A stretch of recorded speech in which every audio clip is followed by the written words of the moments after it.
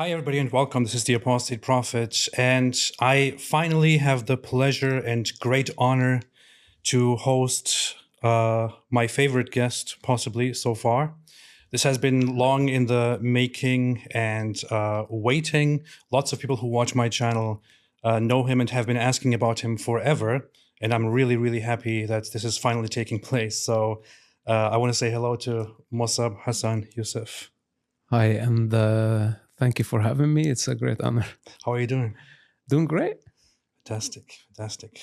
So just for those who don't know you, who live under a rock, you are known by many different names. In fact, this is in the introduction of one of your most recent books, which says you are known as the Green Prince.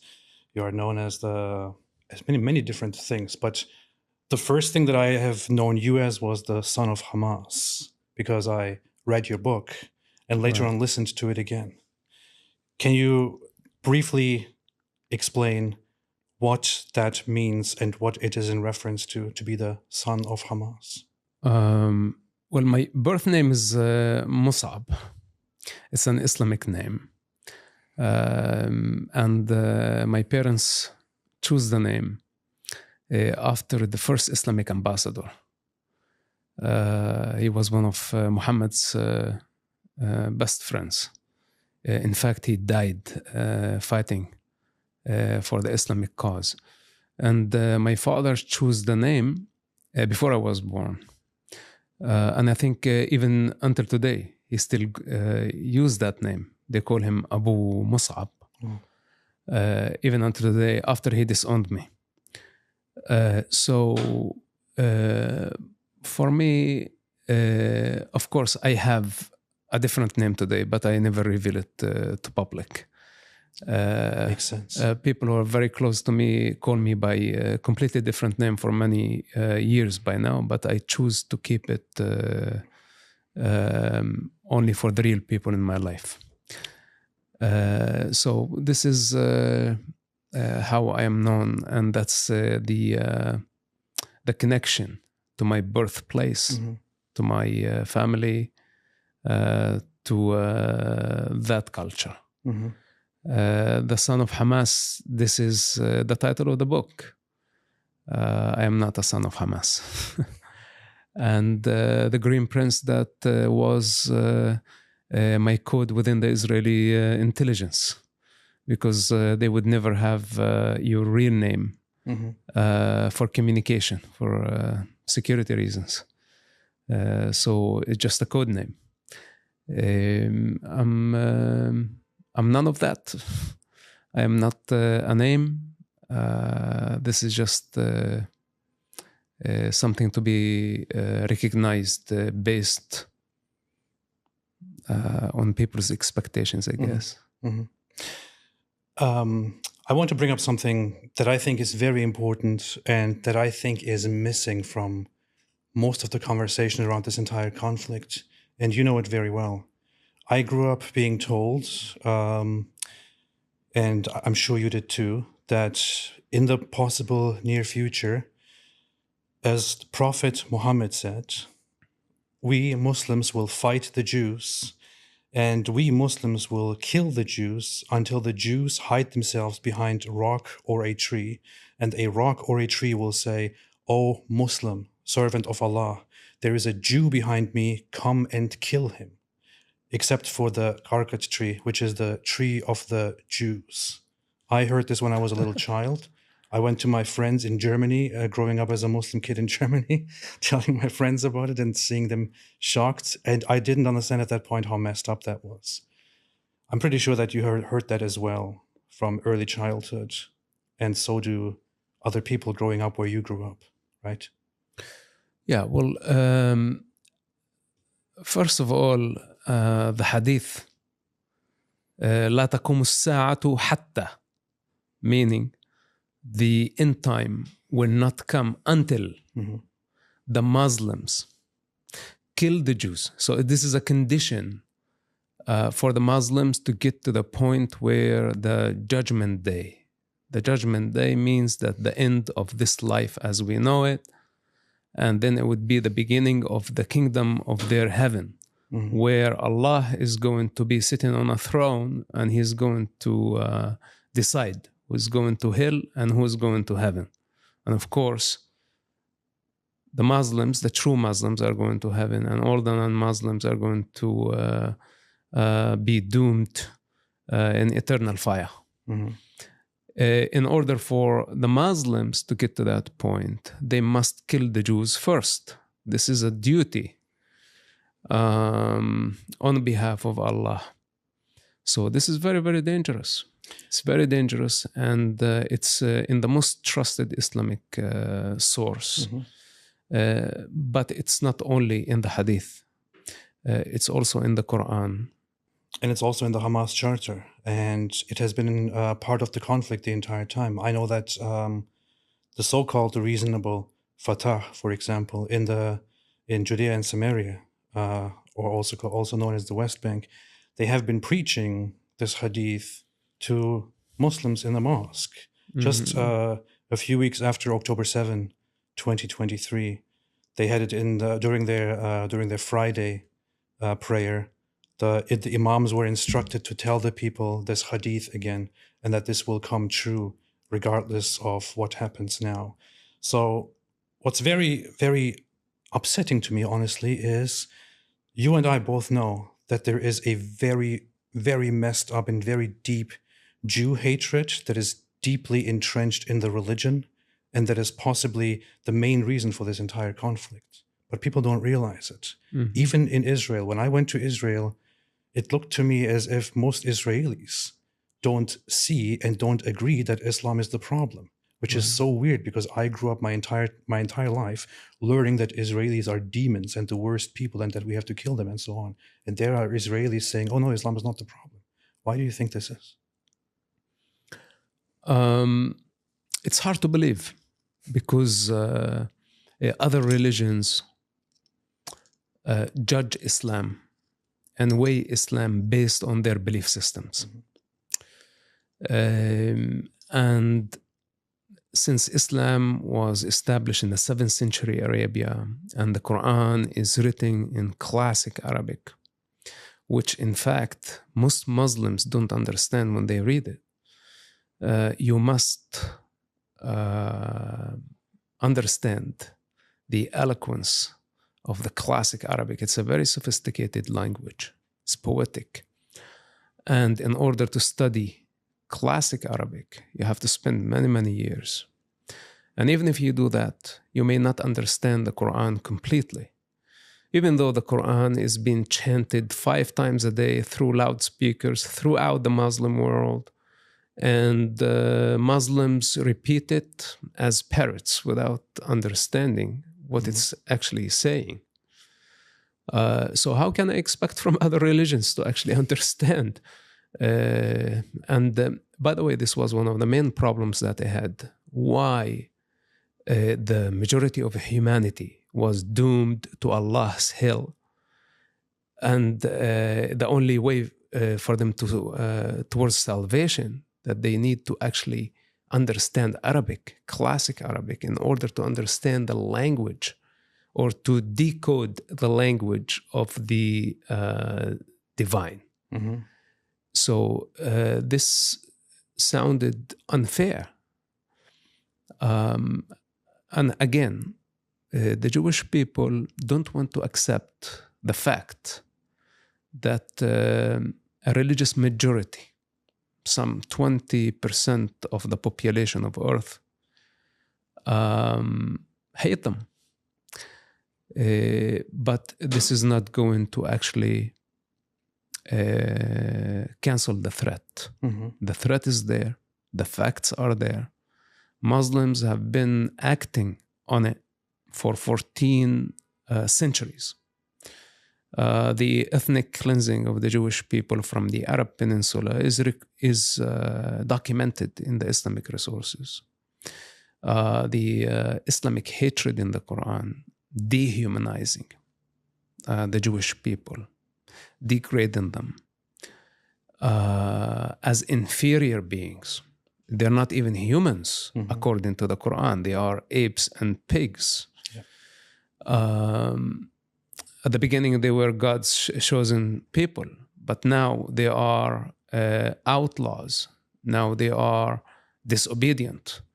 And the duty of the Muslims on earth is to punish the Jewish people. What a coincidence. What we are dealing with in the Middle East right now, and all those who deny the religious connection, and they say this is a misinterpretation of a peaceful religion. Either they are ignorant, they haven't studied the topic, or they are in denial, or they are liars. They are liars because they have something to lose or they have something to gain. And this is the type of people who have been pushing the Islamic agendas. But in the meantime, people like us, we have to deal with the Islamic violence as the majority give them the cover. And this is where I say it for what it is. They like it, they don't like it. This is the truth, and I can support it with facts. Yeah, ignoring it will not make it go away. Since I visited Israel and came back, there is nothing I want more than to go back and explore even more. There is at least one thing that brings me closer to Israel, or that brings Israel closer to me: Artza Box. With Artza Box, I receive amazing things crafted by small business artisans of different backgrounds in Israel and sent to me in a gift box. It is described as a subscription box that follows in the steps of Jesus, featuring the best food, crafts, and content from across the Holy Land. If you get an Artza Box, not only will you connect to the land of Israel, you will also support these locals in difficult times. You will also support my work by using the discount code Apostate when you subscribe for your Artza Box. There is a lot of love and effort put into this, and I'm sure you will love it too. So use the discount code Apostate and get your Artza Box. But here is the problem. I think that many people, especially who are inside the conflict, sometimes don't want to acknowledge how messed up it is because they don't want to lose hope. But you still have to face the realities. What do you think? Do you think that there is a peaceful solution possible with while Islam is still there, while Islam has such a stronghold on, the people in the region? Right. Look, it is not about solution. It's about integration. It's about dropping false identities and identifying with the real. Most of the Muslims identify as Muslims, but when we ask them, what makes you a Muslim? They don't know how to answer. When they were born free, children of earth, children of the universe, children of God. They had equal opportunity like the rest of humanity. They have the same potential. But then the Islamic identity was pushed on them. And now they hang in onto it so hard because they don't know any other identity. And this is why I say, the majority of the Muslim people, what so-called Muslim people, are actually not practicing Muslims. And most of them are doomed to hell according Allah himself and according to the Quran, because they are in violation of the Islamic laws. They drink, they commit sin, they break the Islamic laws. They are going against the will of Allah anyway. So to continue to identify as Muslims doesn't make any sense. And to me, I find it actually pathetic because they are identifying with the Islamic identity for security, for status, for recognition, for respectability. This is the only thing. It's not about righteousness. And their anger when you challenge their identity is because of their fear. This is why they are angry. This is why they are violent. This is why they are anti all the non-Muslims. And today in the 21st century, I really find it very hard to believe that we have some 2 billion people projecting their delusion on something that is non-existential, a hypothetical entity that does not exist. I'm not saying that God does not exist, because in my opinion, there is no difference between the believer and the disbeliever. Both of them are two sides of the same coin. But to believe that Allah is the only God and he sits on a throne somewhere up in the sky, he's up there, he's not down there, and he's totally separate from his creation, I think this is madness. And he really hates other people and he considers them his enemies. And he wants Muslims to also hate those other enemies. Right. And to fight them and to kill them. Well, you say he, for example. So he's represented as a male. And this is already referring to an egoistic mindset. It's a man's attempt to project its ego on a third party, hypothetical entity. So when we talk about Allah and we have some hundreds of millions of people say Allah, each one of them is basically projecting their ego on that non-existential entity. They may think that they all agree on the same God, but in reality, each one of them is projecting their own conscious and subconscious. So in psychology, this is a big human mental defect or disorder, you can call it. It shows the limitation of that mindset. And as long as we don't discuss this problem, because we don't want to hurt their feelings, they will continue to be in this darkness. And I think throughout the centuries, a huge part of humanity will choose to be in delusion, in the cave of Plato, looking at shadows and they thinking it's real. A handful of people can make it out of that cave, and when they see the light, they try to help those who are sitting in darkness, in fear. They get persecuted. This is the essence of the Greek philosophy. The nature of the mind, the nature of the ego. It's not a he, it's not a she, it's not separate, and it projects itself in limitless forms. That includes men, women, animal, nature. All forms belong to that divine intelligence, and to just limit it or reduce it to an ego mind, then start to act as the sword of God on earth, punishing people for disobedience or punishing people for being different is not acceptable. Let me go back to where you started out, because we talk about religion, we talk about belief in delusions, belief in Allah, and so on. You were raised in a very Islamic household, and you were raised by in a family that is where your father is considered a co-founder of Hamas, the very terrorist organization that Israel and in fact the world is dealing with right now. It's not just Israel that is fighting them. Israel is doing a great job fighting them, but it's actually the world fighting them, while idiots in the West and everywhere else come out in their support. But you grew up in a household where Hamas was co-founded and where Islam played a big role. How was it to be raised there, to start your life there? From my early childhood, I was committed Muslim. My mother used to say, before you were born, you were in the mosque.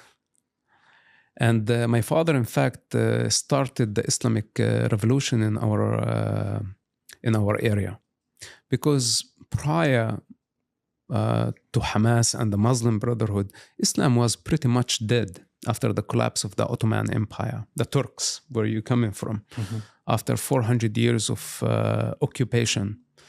And that was shortly before the establishment of the State of Israel and the return of the Jewish people to their homeland after hundreds of years of ethnic cleansing on the hands of the Muslims.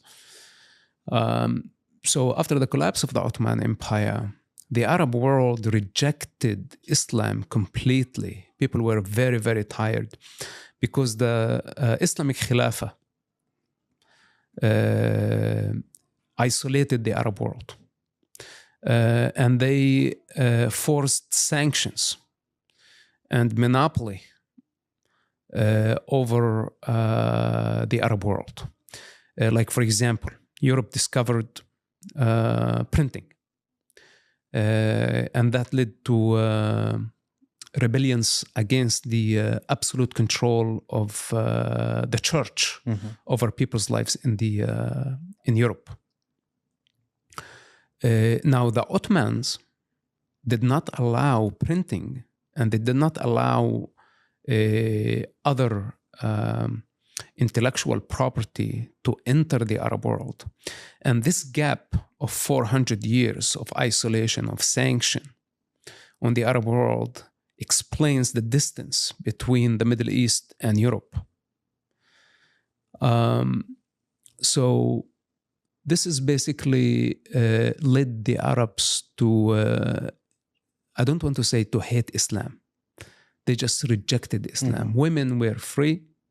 If you to tell anybody in the Middle East to wear a scarf or a hijab or a burqa, people would laugh at you.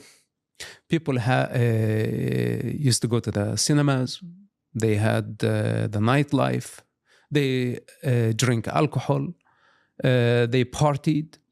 The Middle East, after the collapse of the Ottoman Empire, was a big party place until Sayyid Qutb and Hassan al-Banna brought the Islamic ideology back to life. And this was their attempt, by the way, to rebuild the Islamic State. Now, I was born around that time when the Muslim Brotherhood invaded the Judea and Samaria.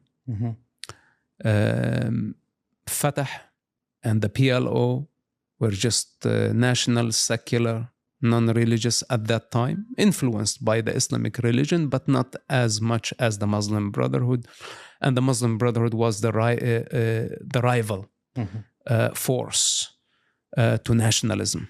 Because they don't believe in nationalism, they don't believe in Palestine, they don't believe in political borders, they believe only in one global Islamic Khilafah. Correct me if I'm wrong, but Hamas, one of Hamas's main reasons for rising and getting popular and riling people up was they were saying that the other Palestinian groups are basically they could compromise with Israel and go for this nationalist idea and accept weaknesses and all that. And Hamas was against that because they wanted full control and imperialism and Islam.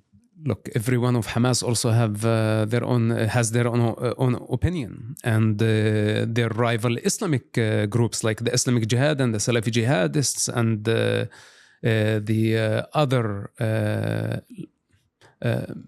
many groups or sects, Shi'i, Sunni, Wahhabi, Alawi, name it. They are all conflicted of what is the Islamic ideal. What's the perfect model of Islam? So they fight among each other. And this is exactly the environment where I was born. So I had to actually learn from the Salafis, from the Sufis, which in fact my favorite sect, and they don't even consider themselves as Muslims, and the Jihadis. Then the Muslim Brotherhood claimed to be the middle way, that they believe in jihad, but also they believe in building the society. And of course, all of that happened in the sensitive area of Palestine, where Israel is involved and Jewish people involved, which add to the complexity of the situation. So growing up, it was not only in a Hamas household. I grew up in the mosque. I studied I was required to study the Quranic language from very, very early age. I was required to memorize huge portions of the Quran when I was as young as 10 years old. It was like my duty to do that. And later on, I went to a Sharia school while I was going to a secular school. So on one hand, I studied in a normal school, and I studied in a Sharia school. I had piles of books, and I had the Quran on the top of that to study, which, by the way, today I enjoy because I had the opportunity to study Arabic, which is a fascinating language. It's like the best part of that culture. So basically, this is my early conditioning. And I can go on and on, but maybe it's irrelevant to most people who haven't lived it. Yeah, I know that you learned from very early on, like many others. I read your book, and you explained that you were indoctrinated. You trusted your father and the sentiments very much. Of course, you learned that Israel is basically the enemy, and you were very much brainwashed early on into this thing, but you changed. I'd say conditioned. Okay, yeah, conditioned. Let's go for that. At what point did you change your mind about whether the enemy is actually Israel or not? Look, we blamed Israel on all our problems. And this is something that did not feel right to me. Like, for example, the honor killing in that society, or killing homosexuals, or killing the non-Muslims, and also the inner violence within that society. That an intelligent person would look and say, how can you blame Israel on all that? And this is what the Palestinians are very good at, to blame Israel on all their problems, never taking responsibility for their own actions. And something I did not like. This is an evolution. It is not just a one or two turning points. It's a chain of event. It's every day, every moment of my life that brought me to this realization. And I'm still learning. I'm not saying that I learned this in the past. And I'm still learning about Israel. I'm still learning about myself. I'm still learning about that complicated part of the world. And the more I learn about it, actually, I'm learning more about mankind and the human condition, the human delusion, and the human limitation. In the meantime, I came to understand the human potential that can transcend all these barriers. And when I demonstrated the power to transcend the barrier, I had to drop my beliefs, and I had to risk my life, and I had to accept to be shunned and to be labeled, to be threatened on a regular basis. Those who live in slavery don't understand this. They can never relate because they are under the influence of death. That's the problem, though. Can we play not the first clip, actually, but the second one with the kids? happen to have a gift. You have seen through it. You are intelligent. You stand out. Most people will not easily get to the conclusions that you got to. This is a clip from a show.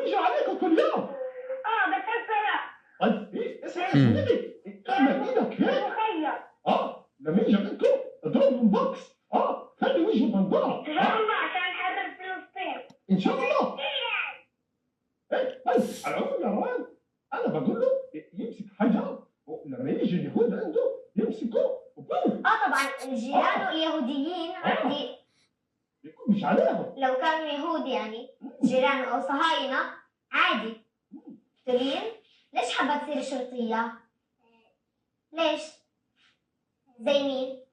زي عمو. مين عمو؟ أحمد. هو شرطي؟ شو بيسوي طب الشرطي؟ بس الحرامي والبيعمل مشاكل وبطخ اليهود صح؟ انت بدك تصيري زيه؟ ان شاء الله لما تكبري لما تطخ اليهود كلهم؟ كلهم؟ طيب. So Wow. this is just one of those clips from Hamas's very own Al-Aqsa TV from a show called Tomorrow's Pioneers, known as Ruwad Al-Ghad, where they seemingly broadcast things like these to little children. And a little child, I don't know, I can't tell what age those children were, but very, very little. They can't think of their own. They can't form their own thoughts. They don't know anything about the world. But they are told, not only in person, that it's good to throw rocks at Jews and to kill Jews, and that it's a fantastic thing to become a police officer and to shoot all of the Jews, like it's a very fantastic thing. This is also broadcast to people on TV. How much of this did you witness growing up in Palestinian society? And do you think this represents like the general sentiment of what people are taught? Well, first of all, you see a child indoctrinating a child. It's even worse. That's true. And this is part of that culture. This is part of my struggle and my fight to stop this process of indoctrinating children. It's a child abuse. The children were born free. And in what's so-called the Palestinian society, children have been indoctrinated to carry the burden of sick generations. Mm-hmm. To kill, to kidnap, to blow up things on behalf of the adults who could not move on, who could not let go, who still live in darkness and expect from their children and their children's children to die on seeking revenge. Mm-hmm. This is how this vicious cycle of violence is continuing for a long time, and we must break the chain. We must break the cycle. Palestinian violent ideology is the biggest enemy, is the biggest threat in the face of children and their evolution. Mm-hmm. And if we allow savages like this to get away with their crime and continue to teach children hatred, innocent children, this is very dangerous, especially, they say, around the age of 6. It would be almost impossible to reverse that period of conditioning. It's very, very dangerous and sensitive part of the child's evolution.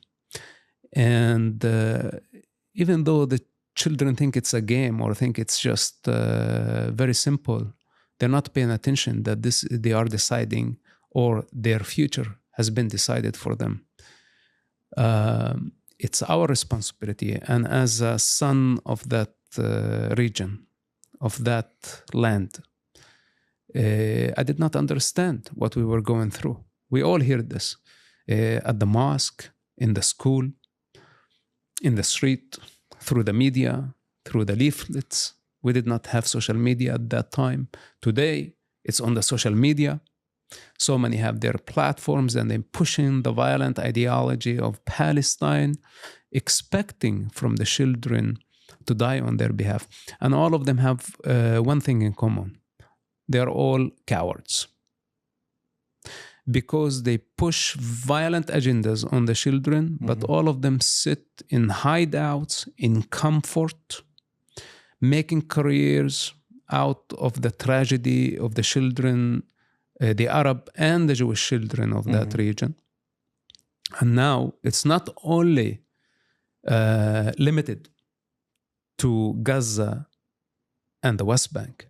Now it's became the business of many Americans, of many Europeans, of many con artists, who actually, each one of them is serving their selfish agendas.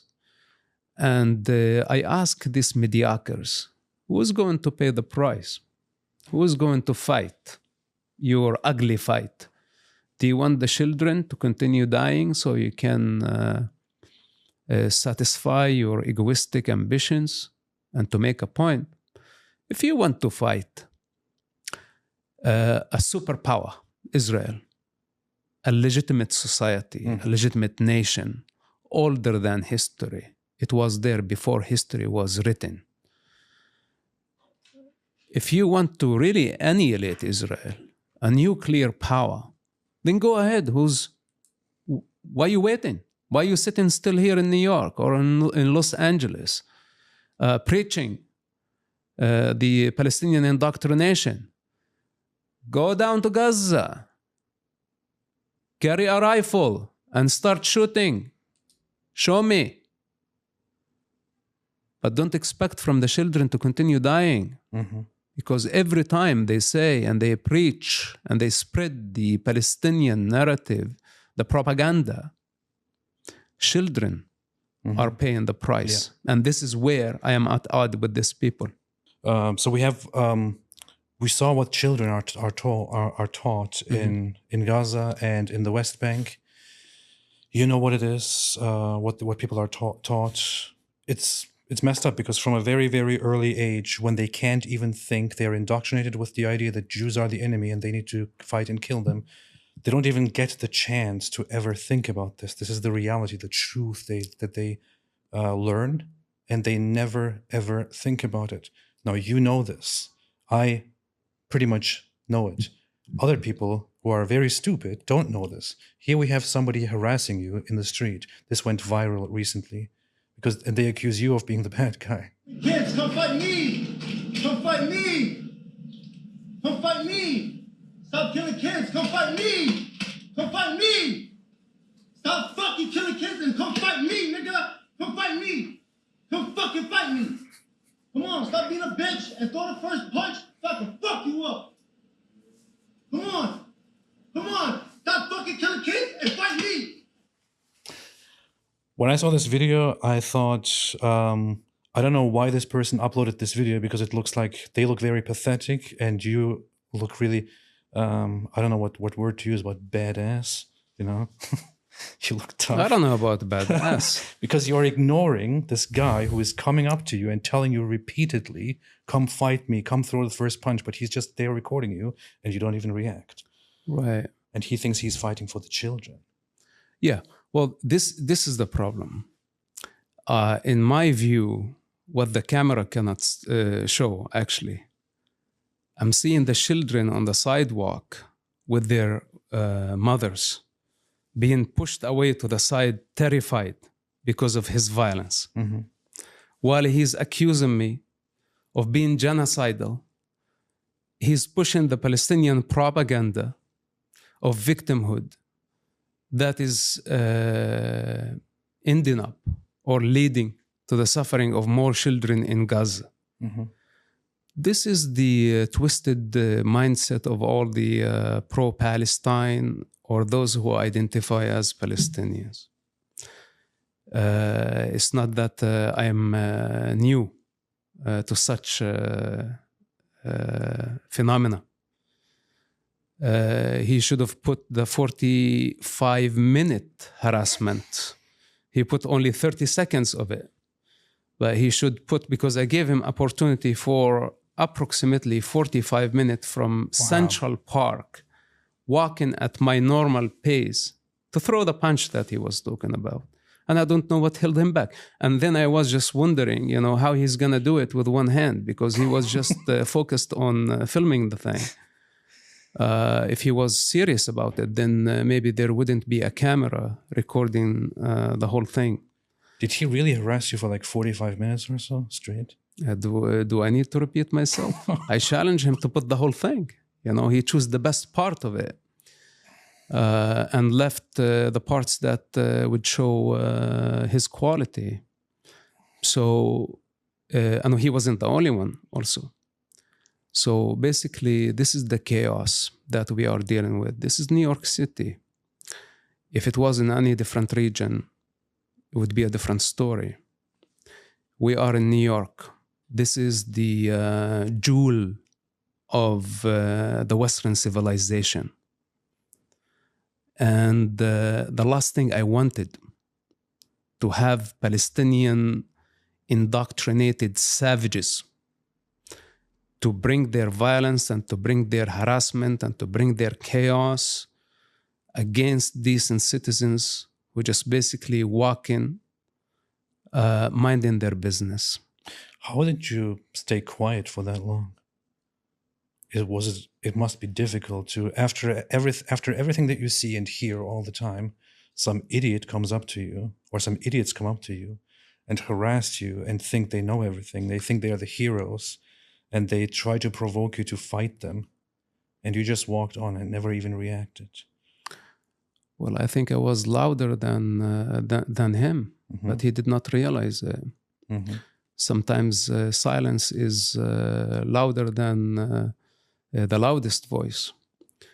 And again, if we want to start reacting to this type of attitude in public, this means that we are going to turn our civilized society into a jungle where the strong would eat the weak. Strength is not about muscles, and it's not about who can beat who. It's unfortunate that some people don't know the real power and the real inner strength to transcend our human limitations. And I wish that this was the most dangerous moment of my life. People like this, they don't know real danger. And if you have been in the most dangerous situations, I don't want to say face to face with death. I can go even beyond that to say that you already died thousands of times and you crossed the barriers between life and death and you've been to the other side, then you came back. You have no regard for any human intimidation or human temptation. These people don't realize this because they haven't been there. And by the time they get there, I am not going to wait for them. So this is why I choose not to react to that. And everybody would project themselves on what they see. There is a very dark chapter in your book about when you were in prison because the agency wanted to keep you there for a while to not raise suspicion. So they put you in prison, but you were working with Hamas, with the Hamas leadership in prison. And you witnessed torture of others, including other Hamas members, regular people who just have personal beef with, and so on.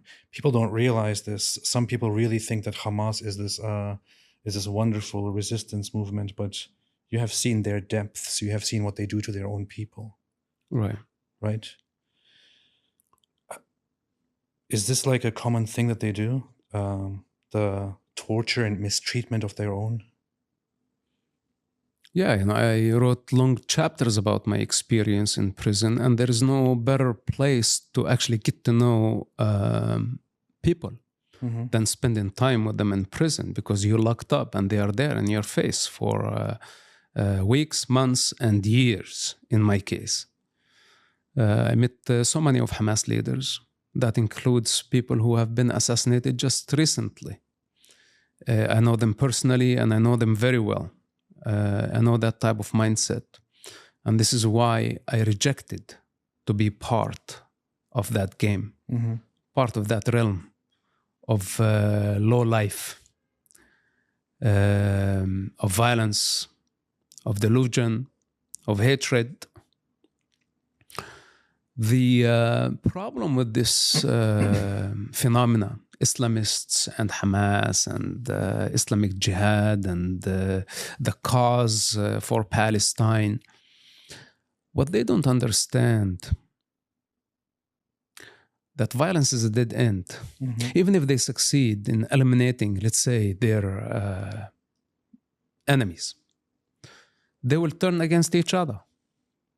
This is the reality. Like, for example, all this Islamic hatred towards the non-Muslims. They want to convert the rest of the world to Islam. And if the people don't submit to their religion or to their belief system, they are entitled or they are authorized to kill those who don't obey.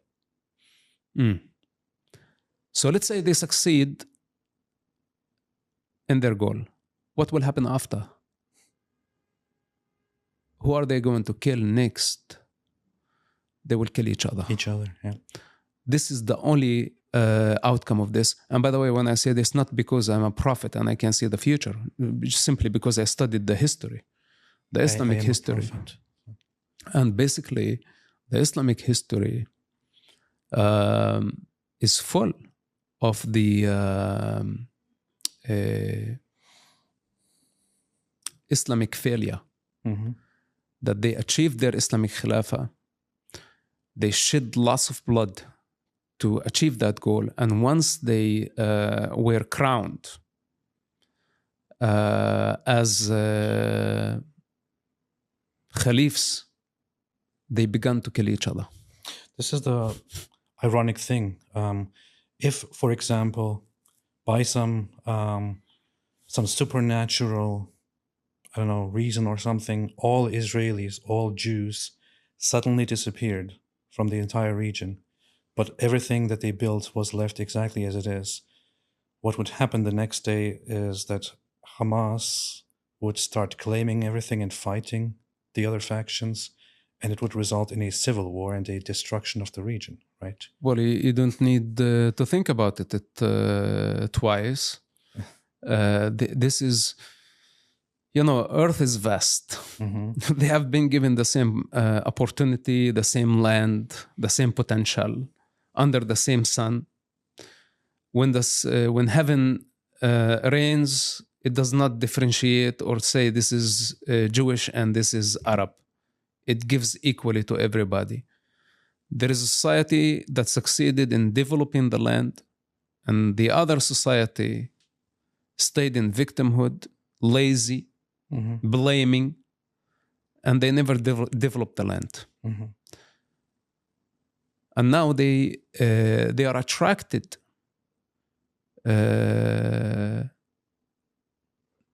not because of the land, because of the development, because of the achievement, the success. This is a universal problem, by the way. We had movements here in the United States that say, Occupy Wall Street. And of course, they think that building civilization is coincidental, that people were lucky, and there are some people who are unlucky. They don't want to accept reality, that everyone is the legitimate creator of their own destiny, of their own life. And we build it. Mm-hmm. If I build it, if I am the creator, then I have the authority to be the destroyer. Mm-hmm. I construct it.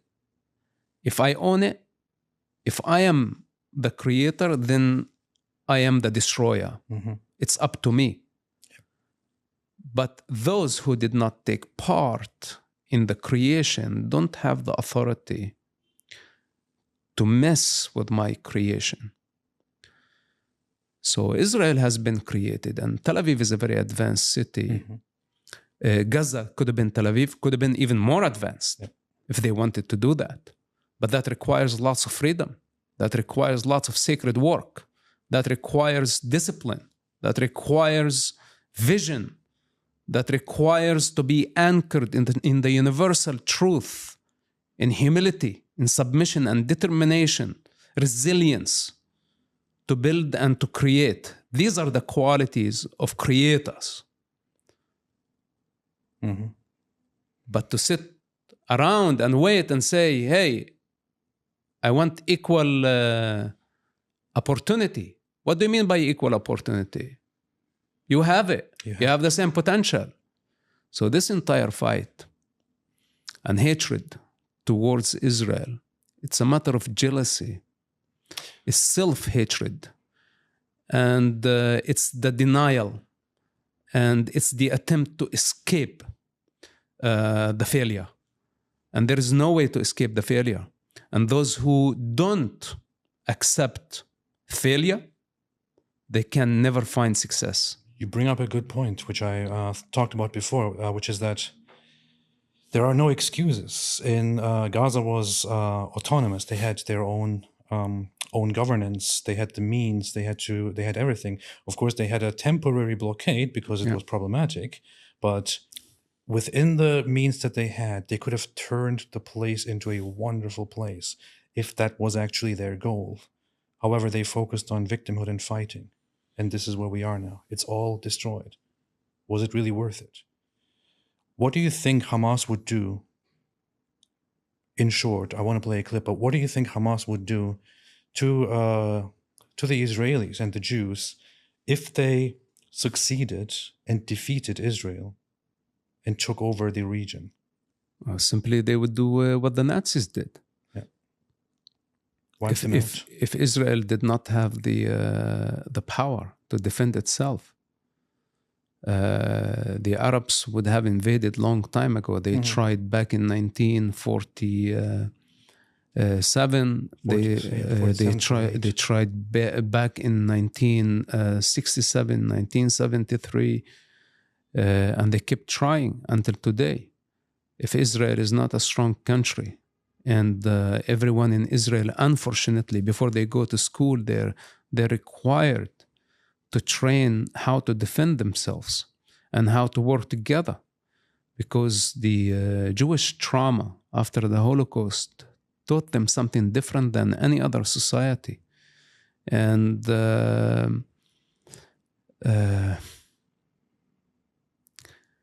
I cannot blame people if they are in the face of an existential threat. It's not only Hamas. And why Israel today cannot allow Hamas to succeed or to get away with their crime on October 7, because this means that they are igniting the bloodlust in the entire Arab and Muslim world. And they want to just make it very clear to everybody that the Jewish blood is not allowed. And it's, the Jews are not there to be hunted for sport. This is not a game. They are a significant part of the human family. And it's not up to the Arabs or to the Muslims or Palestinians or Nazis or anti-Semites or people in the East or in the West to decide the fate of a nation that long for life. That is, and by the way, name how many nations are out there that actually lived for thousands of years. This small nation of some 15 to 20 million people are resilient to time. 5,000 years of evolution. And they maintain to stay a small minority throughout the centuries against so many attempts to annihilate them. And they survived. It's a miracle. Israel is a miracle, the biggest miracle of all time. It is very, very admirable. And to just dedicate one's life to annihilate such people. For what? Why don't you get inspired by these people? Exactly. Why don't you learn something from them and their resilience? They are the symbol of life against so many odds. And yes, if you allow Hamas and the other savages, even if you allow some newly indoctrinated Americans to harass the Jewish people, to abuse the Jewish people, things will develop very, very fast, and it becomes a Holocaust again. And this is what we have been warning from the beginning of the war. Now with the social media transcending all the political borders and invading the Americans at home and at campuses, dividing the country, spreading hateful ideology based on the victim narrative, where within no time, they started as anti-war activists. Now, then they became pro-Palestine, then suddenly became anti-Israel. Then now they are becoming Nazis. Yeah. And this is in less than a year. All this repetition of victim propaganda based on the Gaza tragedy, which all of us know that war is ugly, and civilian casualty and the collateral damage. And these people now, they choose to be the victim. And worse than those who identify with the victim, the ones who identify as the saviors, to pose as the savior of the Gaza children. On one hand, pushing the violent ideology. On the other hand, to complain when there is civilian casualty.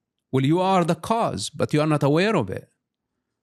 I would say every single person who goes online and posts in support of the Palestinian cause and advocates for more fighting for the Palestinians and so on has blood on their hands. I would say this again and again, and I don't feel sorry about it. But they have blood on their hands because they continue fueling a fight that is completely unnecessary, that is lost, that is hopeless, and that only results in the deaths of more and more people. People sit in their comfortable homes and post about free Palestine, and all they contribute is more death, more blood. How can they contribute? When they say free Palestine, they literally mean free Palestine. They want free stuff. They want free items. Yeah. They want free everything. That includes free country. I am supposed to go and build the country for them out of gold and represent it to their majesty while they sit in comfort, dwelling in laziness, doing nothing. This is what free Palestine means, because Palestine never existed as a country. It has never been occupied. And to say free something that does not exist, like free Santa, or like free Wakanda, there is no difference. Then to accuse Israel, the indigenous of the land, with overwhelming evidence of their existence, more than any other nation on earth, not only in the region,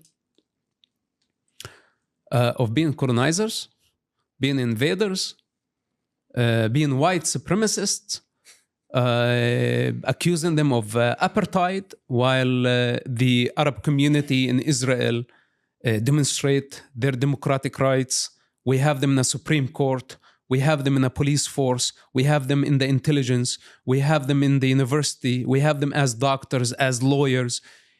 They are a very important part of the social fabric. 2 million of them, they started as just a couple of 100,000, and today there are 2 million of them, and they are decent citizens of the state of Israel. They would never trade their Israeli citizenship for any Arab national identity. And to go and say Israel is an apartheid state, or to say there is ethnic cleansing, but we tell them, how can you explain the demographic growth? Where did it come from? Did they import these people?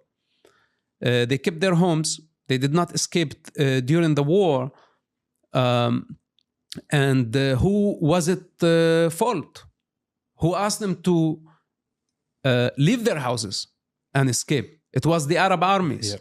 The Arab armies told the Arabs in Judea, Samaria, and the land of Israel to evacuate because they did not want to differentiate between Jew and Arab when they invade. They just wanted to literally wipe out everybody in that land when they came. This was their intention in 1967, but miraculously they lost the war. The Arabs who left hoping that they're going to return after the Jews being killed in the land, they never returned. And this is where we had the refugee problem. It's not that Israel forced them out of their lands. The Arabs who stayed in their homes, they are still in their homes until today, and they're multiplied. So this means we don't have the issue of ethnic cleansing. Then they accuse of genocide. All these allegations are based, it's not only nonsense, it's actually false accusations. They're serious accusations. And it's leading to more violence. False narrative eventually lead to violence. There's something very, very nice that you brought up, which I just want to highlight because I like it, which is that Jews are a people who existed for thousands of years, for millennia, and they have managed to, while staying a minority, to prosper and to live, to value life, to bring their values back, to revive their language as a spoken language, and so on. It's almost, you could almost think of this as a fulfillment of the biblical promise and the biblical idea and instruction for the Jews to be a light unto the nations. Why would people not be inspired by this? And what's the harm in that, right? I mean, it cannot harm anybody to see this as something great and to try to be like the Jews, right? If everyone tried to be like the Jews, if everyone valued life like the Jews, if everyone tried to persist despite anything like the Jews, who could this hurt? It would be good for everyone. Why value stupid ideologies and death instead? I've heard the phrase from so many Islamists and others, Islamist groups, from Hamas members, which is, we love death like you love life. That's what they say to Israel, what they say to Jews. Yeah, well, they think it's bravery. Yeah. You know, they think the bravest position of an individual is actually not to be afraid of death. Yeah. Not realizing that the fear of life is much greater than the fear of death. And those who actually praise life against so many challenges and against the human suffering, and they fight the good fight, those are the ones who refine and integrate. It's like gold. You purify it with fire. Then they become into gods. Not only light unto the nation, but lights like stars in the universe. But in order to integrate to that level of consciousness, you must fight the good fight with patience, with power, anchored in the truth, in tolerance, not through violence, not through intimidation, not to say, hey, I'm brave, I'm not afraid of dying. Then die. You already did. You already did. I invite you to come to life and fight the good fight and take responsibility. Life is all about taking responsibility. Freedom is all about taking responsibility. There is no freedom if there is no responsibility. And these people say, free, free Palestine. They want freedom. but they don't want to take responsibility. Yeah. So this is Fatih Hamad, who is, you could almost see him like the Goebbels of Hamas in a way, not just prominent, but he has been in charge of media. He's in charge of Al-Aqsa TV. He has been speaking to people in Arabic. He's not very much known on the international stage, but I wish people were more familiar with him because he says some of the most honest and really, really messed up things. But here is what he thinks, and I just want to ask you, how could Israel possibly deal with such a society that is taught things like these? لنتطلع إلى أمرين مهمين نحن قاب قوسين أو أدنى منهما.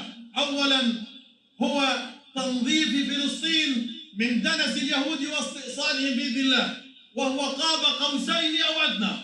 4 سنوات يا أخواننا، 2022 بنكون خلصنا منهم.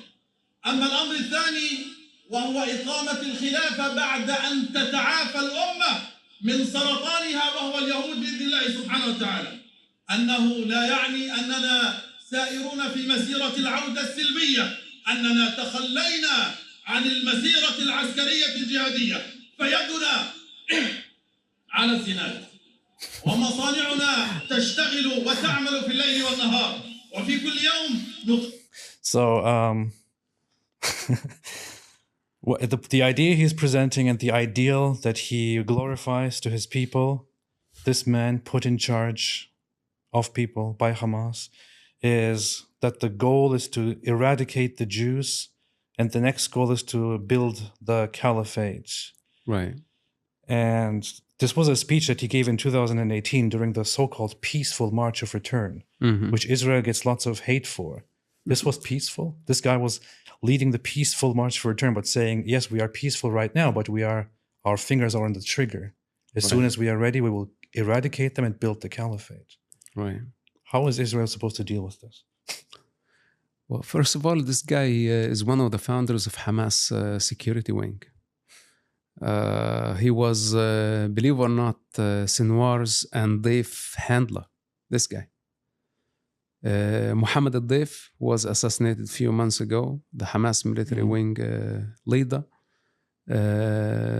was handled by this guy. Have you met him? I never met him. Okay. So basically, yeah, and most importantly, that his prediction that in 2022 Israel would be wiped out of the map and he would establish his Islamic Khilafah apparently did not work It's because of as COVID. he planned. Yeah, I think COVID maybe postponed it for a couple more years. Delusional people, and Israel cannot negotiate with this. Any democracy cannot negotiate with this. Any decent human society cannot accept this type of savages who choose violence to fulfill their ambitions and their lust for power. And when any democratic society, or actually any human community, when they reach the point where there is lunatics like this, outrageous, who want to kill, who want to destroy, thinking that they have the perfect model, a failing model, by the way, proven wrong, proven a dead end, and they just want to repeat it out of curiosity to see what will happen when they become the rulers of the universe, then any society, not only Israel, has no choice but to fight. And the use of force in this case is totally acceptable and justified. Do you think most Gazans or Palestinians, do you think half or most agree with what Fatih Hamad said here? Most of the Muslim world agree with him. Really, really messed up. So there is a lot of talk about what Israel would do with Gaza after they are successful in eliminating Hamas, which seems to be an endless mission, to be very honest. But it's just lots of Israelis have this whole concern that even if they annexed the land and the people were part of the land, they would slowly have to be integrated and they would have to become citizens. They would have to vote. And if you give people who have such thoughts the chance to vote and to become part of your society, it's basically suicide. They want to destroy Israel. They want to eradicate the Jews. Right. How can you give them this opportunity? So what do you think Israel should or needs to do in the long term to deal with this and to, eliminate the threat, to get rid of the threat, and to establish a prospering society without being constantly fired at? It is a big problem. And I really don't know what is the solution, but war. I'm afraid war is the only way towards peace in this case. Because when people are determined to annihilate other people for no reason other than a promise in the future or a promise made in the past by someone we don't know if he or she ever existed, and we are still hoping and trying to do everything we can to fulfill that promise, there is going to be war. And I'm afraid only war that can set the terms, if I can say. Mm-hmm. Yeah, and I hope we don't get to that point. Israel did not displace the Palestinians. In fact, they are not even Palestinians. They're just Arabs. Yeah. Mostly economical migrants, Bedouins, Gypsies, Romans, Persians, all type of people, Turks, Egyptians. Many people crossed the Gaza is the gate between Asia and Africa. It's right on the border of the African and Asian continents. It's the gate. And many people crossed that region, many. You know what's funny? You say this, and we say this. Other people don't want to realize it. It has become this popular narrative in the West, especially, to say Palestinians are the indigenous people. The very same guy, Fatih Hamad, there is another video that went, that was recorded by memory. Yeah, I saw that when he was saying we are Egyptians. Yeah, exactly. Yeah, of course. He was crying for help from the Arab world and saying, we are all Egyptians. Half of us are from Saudi Arabia. The other half are from somewhere else. Yeah. Right. No, they're very confused about their identity. The fact that they identify, they choose a national identity after a colonial entity is the biggest, I don't want to say joke. It is a joke. It's very humiliating. Yeah. To actually claim to be indigenous of the land, fighting against colonizers. But in the meantime, you choose a colonial entity as your national identity. Palestine. And you cancel the true and real indigenous people's right to that land with overwhelming evidence. That includes temples, kingdom ruins, Bibles, currency, artifacts, all the archaeological evidence that we have in that region support only one indigenous group, and the other group actually has no connection. They cannot even provide one evidence to connect them to that land.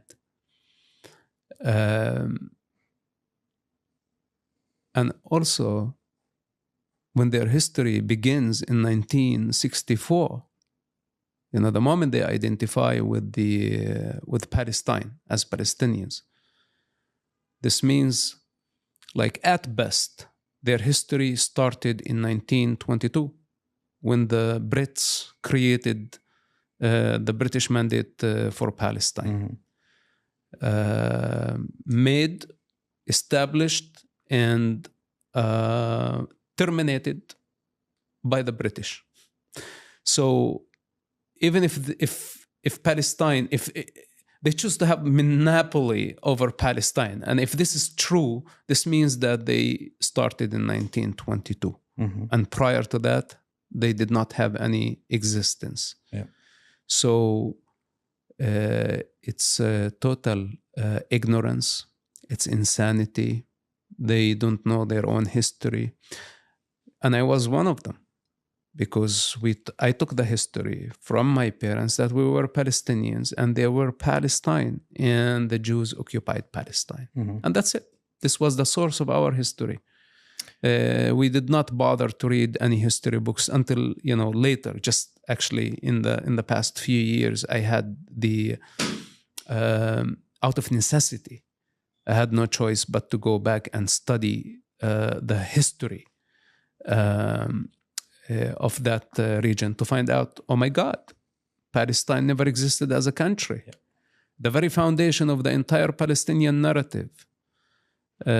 So it doesn't get more insane than this. The first attempt to actually officially announce a state called Palestine was in the 80s, right? It was done by the PLO with Arafat, with his intentions to create something like that.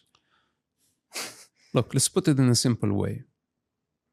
In 1948, when the British ended the mandate of the land of Israel from the river to the sea, and other parts of that region, by the way, that included Jordan and parts of Egypt as well. When they ended their occupation,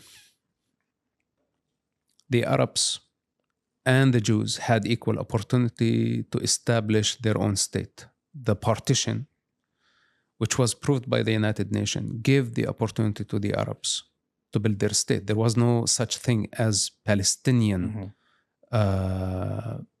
people at that time. Or let's say Palestinian as ethnic group, because they were Palestinians, but this was Jews, Druze, Christians, Arabs, many other ethnic groups who were given Palestinian passport. But who issued this passport? It was the British Empire. Now, the Arabs... There's something very... It's important. Let me finish. Go ahead. The Arabs had equal opportunity, 1948, to declare their independence. The Jews, when they had the opportunity, they declared their independence, 1948. Yeah. But the Arabs refused to declare their independence. Instead, they declared war against the Jewish people. 40 years later, in 1988, Yasser Arafat declared the Palestinian independence. 40 years later. Yeah. Now, the problem where people don't understand, in this 40 years, many major wars changed the map and changed the reality on the ground and made things irreversible. And to come 40 years later, or even today, 70 years later, 76 years later, and demand the 1948 opportunity. How can I give you that? Who has the power to reverse the wheel of time and all the tragedy and all the suffering of people on both sides, and the memories and the pain and the killing and the bloodshed? Who has that power to be able to erase all that and bring us back to 1948, where so the Arabs can enjoy the privilege of 76 years of forgiveness for all the violence that they have committed against their own children and against their neighbors? Nobody has that authority. Even if I have that authority, I would never give it as a reward to the Palestinians. There is a final clip that I just want your reaction to, because it was a little bit surprising for me to see. We have a Gazan man who, like, people know me as a, can you pause quickly? People know that people who follow me know that I'm very, very anti-Islam, and I might have said some really harsh things in the past. But this guy who is from Gaza, who's filming directly from Gaza, is much worse against Islam than I have ever been, and I'm very surprised. But what do you think about this?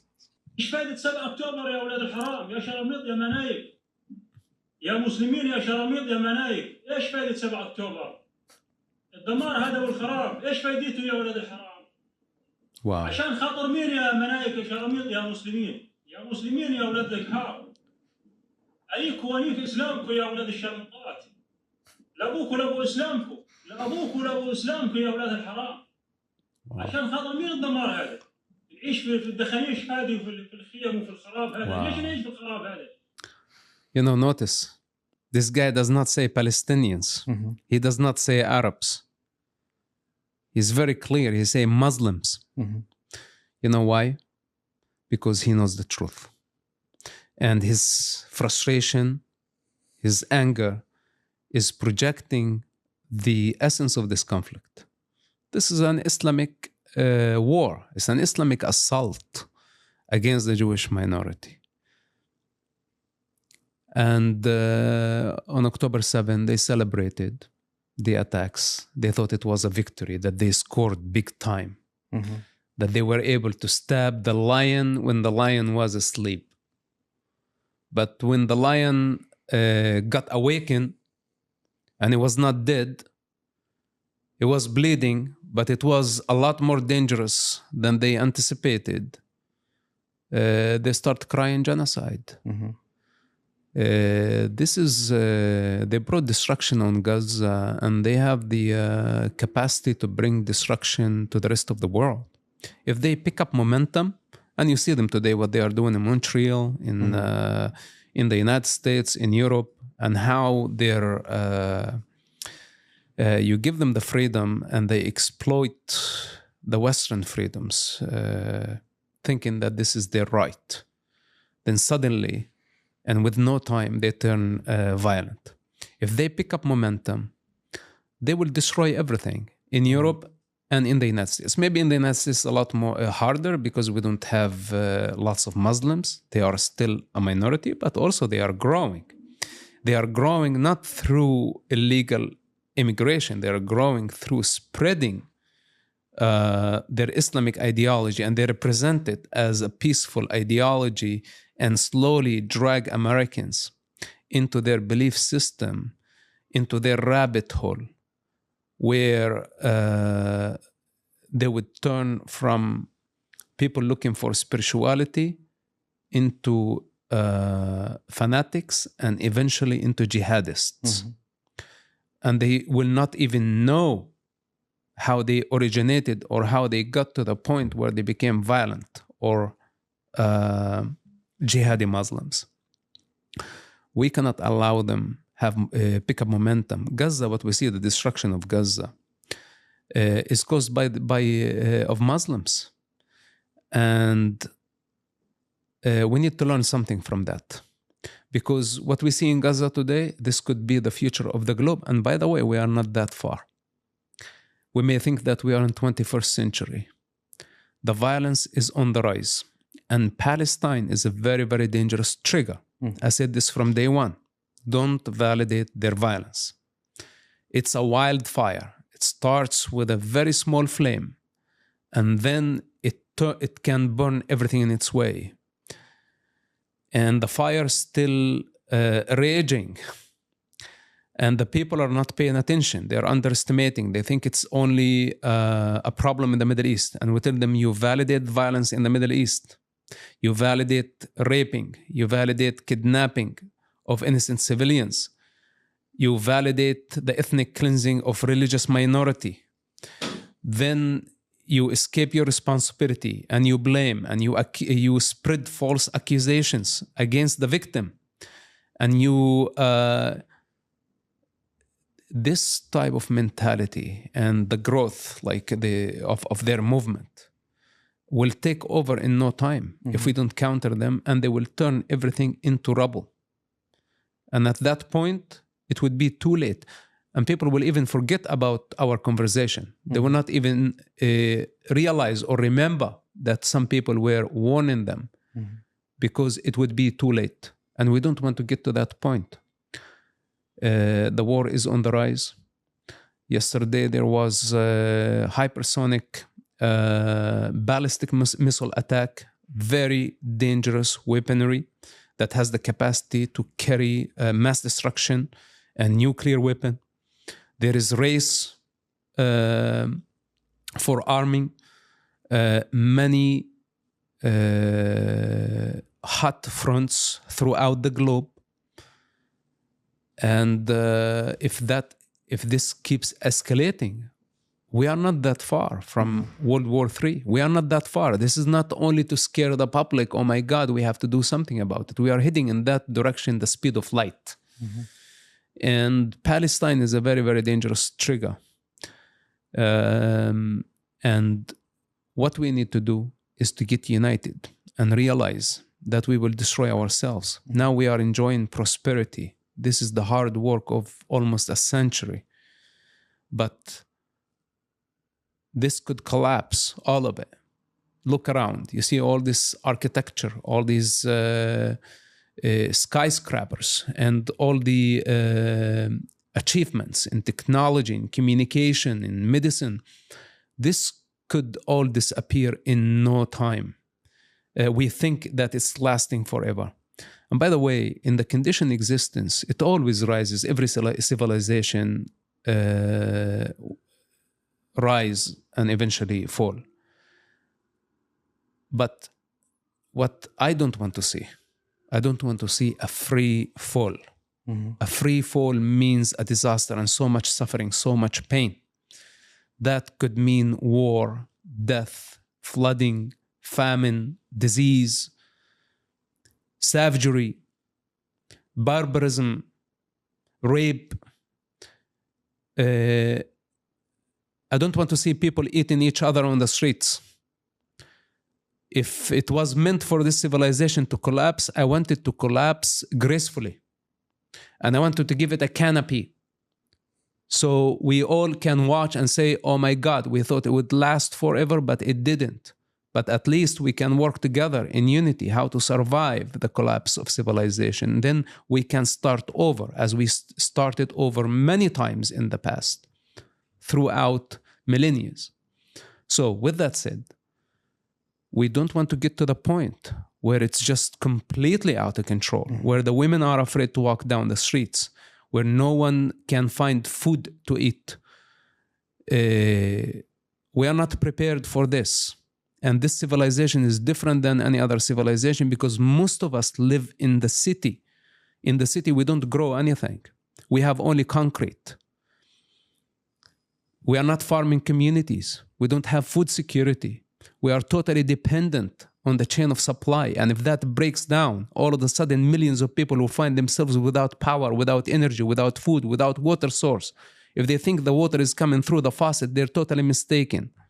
There is an entire system behind that, and the system is totally dependent on the small details. So, why to gamble to this degree? It's better that we stay in awareness and realize if this is the end of a chapter of the human evolution, let's do it correctly. Let's accept it without having to speed the process up to a degree where the amount and the level of the human suffering will be intolerable. Thank you so much, Mosab. You have an upcoming book, don't you? About the last prophet, as it is called. That's coming out soon, I believe. Yes, it's coming out in January 21st. Okay. That's the street date. I have pre-ordered it, just so you know. Oh yeah, thank you. It's a very controversial book. I love controversial things, especially if it's about prophets. You have said a lot of very important things, but if you want to have some final words, what is your advice? One thing that you want to tell people, especially those in the West who blindly get into this conflict as somebody who would be defined as a Palestinian from their perspective, what do you want to tell them? Look, many of us here in the West, we have hit a dead end, I would say, because we went too much into the material and we abandoned the spiritual. We emptied things of their meaning, and all our relationships to objects, to people, to life is pretty much empty. And this is a very, very dangerous place.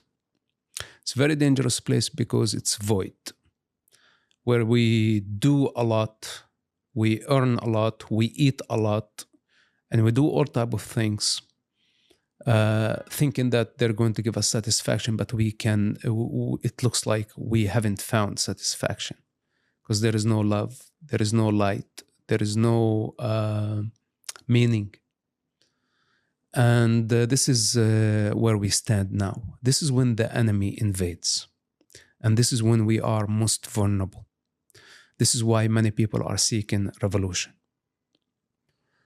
And I tell them that the way of life is the way of evolution. It's not the way of revolution. The way of revolution is egoistic. It's man's way.